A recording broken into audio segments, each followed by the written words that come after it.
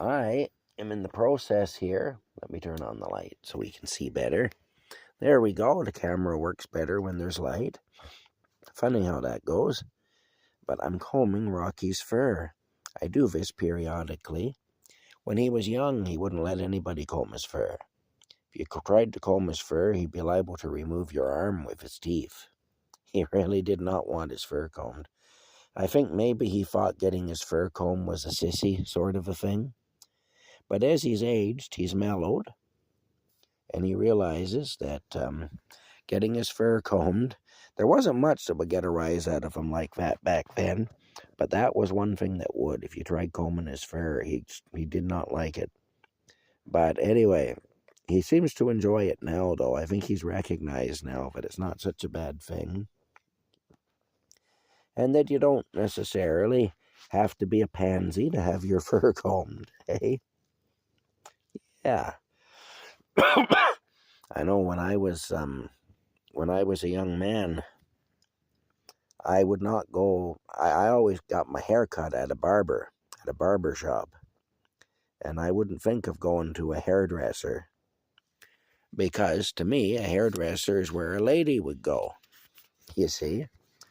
And I figured that's like a pansy kind of a thing for a man to go to a hairdresser. A man goes to a barber, you know.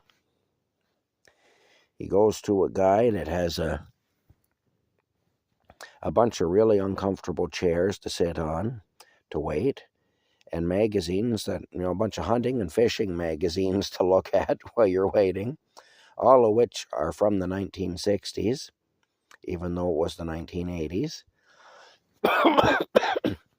And he's got a radio playing in the background there.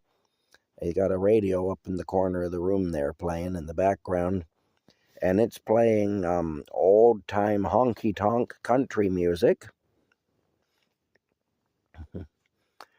And all the guys in there are all gossiping about sports and cars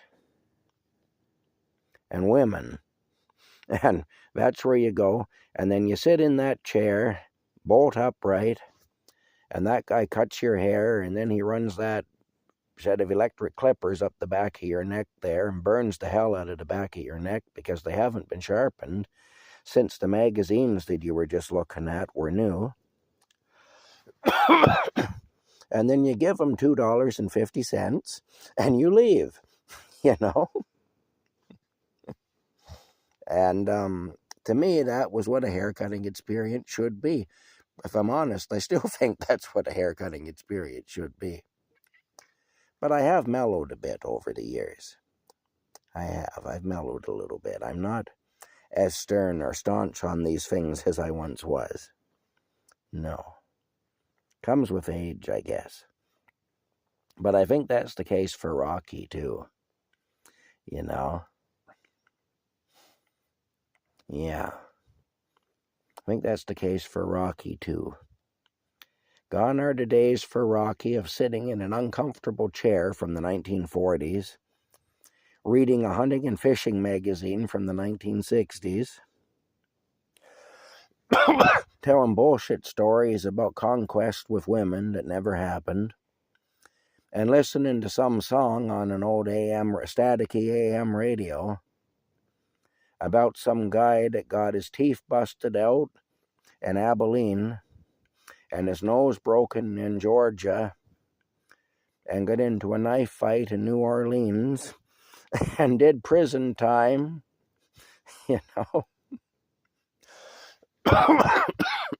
in Attica and so on, And his only love was a cow named Bruce.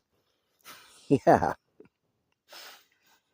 No, that's, those days are long over for me. Those days are long over for Rocky, too, I think. He lets me comb his hair now. He does. He lets me comb his fur. He's having a look out the window. He's doing a security check. He says, what the heck's going on out there? I have to look. I must know. I must know what's happening on my territory. Anyway, you can see all the dead fur I just pulled out of him. Got a lot of good dead fur out of Rocky. And that's good. That'll make him more comfortable. It'll mean that he swallows less fur when he grooms himself, like he's doing now. And it'll just be all around better. Yeah, it'll mean I'll swallow less fur too, actually. Anyway, we'll see you later.